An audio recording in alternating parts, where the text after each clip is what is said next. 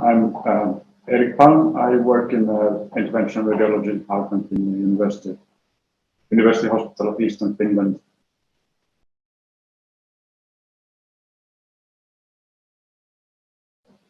So we were faced with a difficult problem of rather rapidly expanding thoracic aorta in a chronic type B aortic dissection patient, and based on the imaging studies, the reason for the growth was significant backflow to the false lumen from the visceral segment of the abdominal aorta.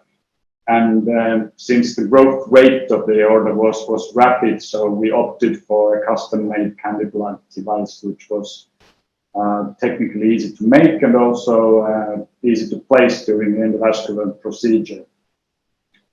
So what we actually did, or what we aimed to do, was a technically an easy method to tackle a potentially extremely challenging issue without removing the ability for open surgical repair. So basically, the patient still has the option of thoracolaparotomy. It doesn't remove the option for that.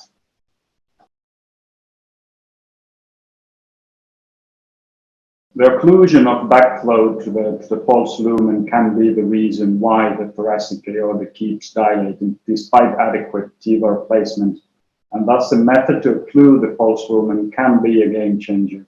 And as such, we see no reason why it couldn't be used also in an acute setting in combination with TEVAR and or open surgical aortic repair, for instance, thorax. So it's a versatile method that can be used in different settings.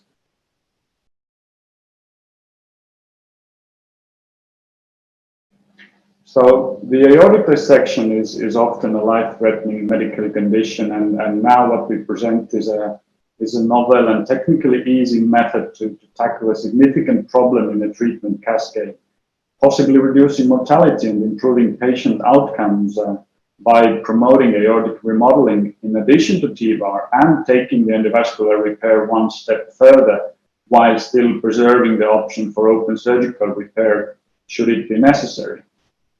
So we are basically adding a potential step into the cascade without removing anything. All the other doors are still open.